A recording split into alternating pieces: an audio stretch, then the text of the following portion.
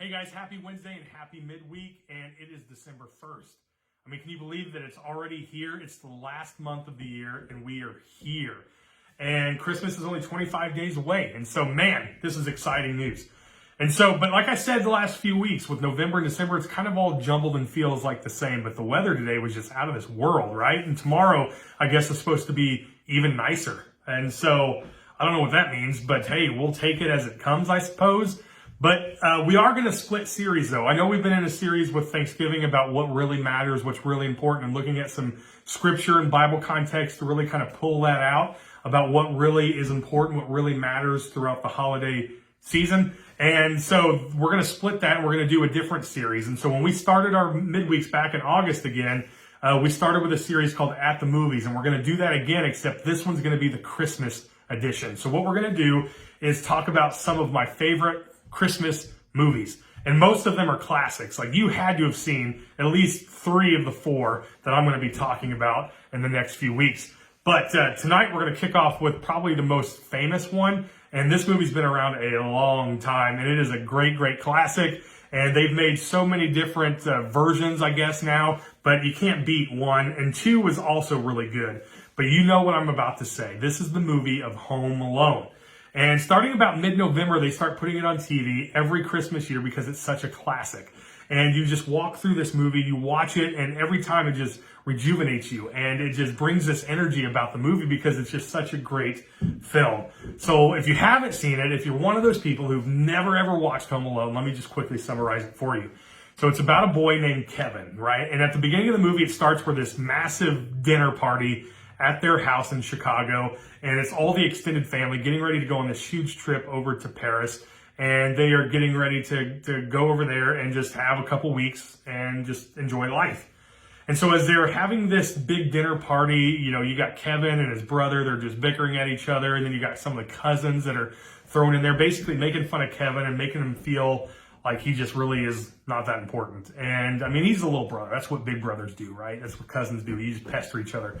Well, it just gets so bad that they upset Kevin enough that he makes a scene at dinner, and he goes and he hits his brother Buzz, and all this chaos just goes. And so he gets in trouble. They send him up to the 3rd floor to go to sleep, and then everyone else is just kind of packing away, and they probably had a late night, and they overslept. Their alarm clocks didn't go off, so now they're up. They're rushing to get to the airport, trying to get all the last-minute things done, trying to remember all the things in their checklist to get done before they go. They get to the airport, they're almost going to miss their flight. They get there just in time and realize once they're in the air, oh no, we forgot Kevin. Where is Kevin? And all of a sudden, boom, it cuts back to Kevin. He wakes up. Now, the night before, he was so mad that he wished that his family would just disappear. He didn't want his family at all. He never wanted to see them again. He's just angry, throwing a little tantrum as kids do sometimes. And so he woke up, realized that his family is in fact gone. Thinks that they have literally disappeared because the cars are still in the driveway. He had no idea of how they were getting to the airport, apparently. And so he believes that his Christmas wish of his family being gone has come true. And now he is home alone, and he is enjoying all of it. And that's basically the gist of the movie. And so he enjoys all the junk food, watching things he shouldn't watch, ordering pizzas, all this stuff that he feels like adults just do all the time. And then all of a sudden, these burglars come, and they're scoping out these homes, and they pick his. And they start to do their own research and realize the family is gone. And that's where the movie kind of takes a turn. And they realize, oh, no, this boy is still here, but he's just a boy. We don't have to mess with him. And then the end of the movie is him setting all these traps and having this awesome scene that makes you feel so cool when you're a young kid and going against these 2 adults and just beating them at their own game. And it's just a classic, fun, feel-good type of movie. But what we're going to do tonight is we're going to talk about a story in the Bible where somebody can relate to this feeling of being alone. Now, what we didn't talk about already is that when Kevin realized that all this stuff was a reality, he started to regret the fact that he asked for his parents and his family to just disappear. He misses them, especially when the burglars and all this stuff that the kids shouldn't have to mess with, he's having to deal with all of this by himself. And he's starting to regret the decision. But what I love about the movie is that most of Kevin's chaos is ensued upon himself. He created the chaos. I mean, he's the one that did this, that created this. He's the one that did this, which resulted in that. And the story that we're going to talk about is this guy named Jacob and his twin brother Esau. Now, I know I've preached sermons on this before, and it probably is one of my favorite stories of the Bible, but we're going to talk about the whole thing in a nutshell. And so it starts in Genesis 25, where these two boys are born, and one of them is dad's favorite, and the other one is mom's favorite. Esau was dad's favorite because he is a skillful hunter. He likes being outside and just kind of a manly man type of guy. And so his dad really loved that. And mom, Rebecca, really liked Jacob. And so she really favored him. He was the one that stayed home and baked with her, cooked with her, did all these things with her. And so they just favored one or the other. And so now we get to the point where they're a little bit older. Jacob has created this lentil stew that he's making on the stove. Esau comes back from a long day of hunting and just being outdoors. And he comes in and he says, listen, I need to have some of that soup. It smells delicious. And Jacob's like, yeah, fat chance. And he goes, listen, I'm going to die if I don't give you this. And so Jacob makes a deal with his brother Esau. He says, listen, I will give you a bowl of this stew, but you have to sell me your birthright. Now, it's the most ridiculous trade in the history of the world. We get that. But he does it because he says, what good is my birthright if I'm going to die? Now, would Esau actually die? I mean, he's in the house. There's got to be food somewhere. This stew is not the only thing that he could eat. But that's what sin does to us, right? It distorts our way of thinking so much so that we exaggerate what's reality. And so he's like, well, what good's my birthright if I'm going to die? And he accepts this trade, and he ends up taking this soup, and he gives his birthright to his brother, which is why when God introduces himself, he introduces, I'm the God of Abraham, of Isaac, and Jacob, rather than Esau, because he sold his birthright, right? Now, fast forward 2 more chapters, we get to Genesis 27, and we see another moment where this happens. And so what's happening is Jacob and Esau are still, they're still kind of just doing their thing, right? And Rebecca overhears a conversation that Isaac is having with Esau. And Isaac is in his old age, it says that he's starting to lose his sight, so he can't see real good. And he hollers for Esau to come over, and Esau says, yeah, what's going on, Dad? And Isaac says, listen, I want you to go out and I want you to hunt and bring me back some of that wild game. He goes, I'm hungry, and this is what I'm craving.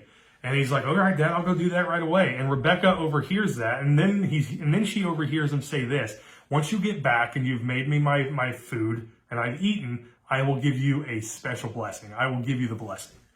And so Esau's excited, and as he gets ready, he gets dressed, he goes out into the woods, and he's doing his thing. In the meantime, Rebecca goes to her favorite, Jacob, and says, hey, I just heard a conversation that your dad had with your brother, and he's going to give him a blessing. And he's like, hey, what you need to do is go out in the back, pick out some of the old stuff that we have sitting out there in the freezer, bring it in, we'll make it, whatever, and we'll prepare it, we'll get it real good, and you're going to go wear some of your brother's clothes, and you're going to get the blessing because I want you to have it, right? Any good mother would do that, And so what I love about this story is the deception's not just on Jacob. It's also from Rebecca.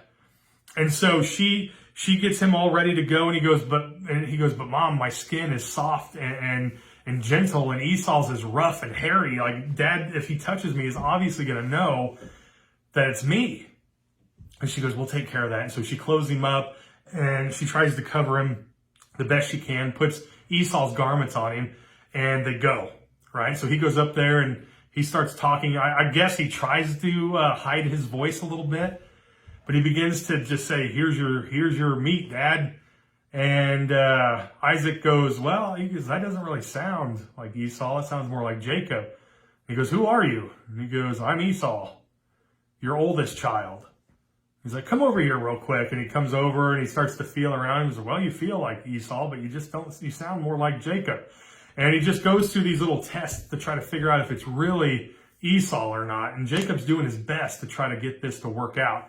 And so Dad ends up eating his fill. He then offers the blessing, in fact, to Jacob, thinking it was Esau. And he gives him this blessing. And as soon as Jacob leaves, Esau comes in, prepares the meal, goes in to Isaac's room and says, here, Dad, I've made this for you. He goes, what do you mean? He goes, I've done what you asked. I brought in the meal that you've asked me to make for you. And he goes, well, that's weird because I just gave the blessing. And then all of a sudden he starts to get angry. And over in this chapter, you start to hear him say things like crying out about how he's upset. And so look at verse 32. It says, his father Isaac asked him, who are you? I'm your son, he answered, your firstborn Esau. And Isaac trembled violently and said, "Who was it then that hunted game and brought it to me? I ate it just before you came, and I blessed him, and indeed he will be blessed." So he realizes, oh no, I just blessed your younger brother Jacob. So now this is twice. This is twice that Jacob has robbed Esau of something special. First his birthright, and now this blessing. And so look at verse 41. It says, Esau held a grudge against Jacob because of the blessing his father had given him. And he said to himself, "The days of mourning for my father are near. Then I will kill my brother Jacob." So Esau basically says, listen, we're going to sit here until dad dies and we're going to keep the peace. But as soon as dad dies, make it known this day I am coming for my brother Jacob. And it's not going to be pretty. I am coming to kill him. Esau is very, very angry. I mean, and rightfully so. And Jacob literally means deceiver, by the way. And so it kind of goes with the territory. But the fact that his mom was in on this too really kind of bothers me a little bit. And so then when Rebekah was told that her son Esau had said this, she sent for her younger son Jacob and said, "Listen, your brother's mad and he's going to kill you. So you've got to go. You've got to flee." So now this is where things start to take a turn.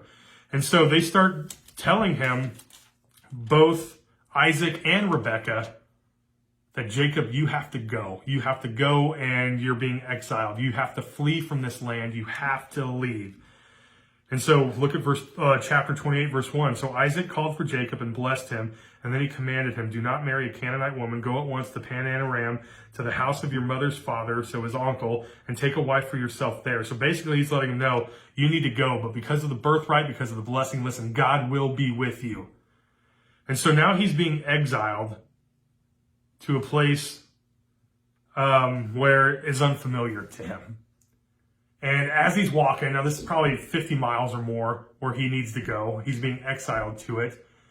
And he's like a fugitive. You know what I mean? And so he doesn't have any support. His parents are staying back here. Everybody that he's ever known, everybody that he's ever loved is there. And now he's going off all by himself. And at this very moment, he is probably at his very worst. He's alone. He's scared. He doesn't know what the future holds. He doesn't know where to go. And he's just trying to figure all this out. And he's scared. And it's that moment in the movie where Kevin, realizes, man, I miss my parents. I miss what life used to be. I miss the chaos of the family. And so at this point, Jacob's realizing what he's done and all the enemies that he's created for himself. And he doesn't have mom or dad to lean on anymore. And he's literally, utterly alone. And all the mistakes that he's made is now coming back to remind him of what is and how lonely he is. And then so he goes and he finds a rock and he lays his head down on it. And he begins to have this dream. And it starts with verse 10 in chapter 28. It says, Jacob left Beersheba and set out for Haran. And when he reached a certain place, he stopped for the night because the sun had set. And taking off one of the stones there, he put it under his head and he lay down to sleep. And he had a dream in which he saw a stairway resting on earth with its top reaching heaven, and the angels of God were ascending and descending on it.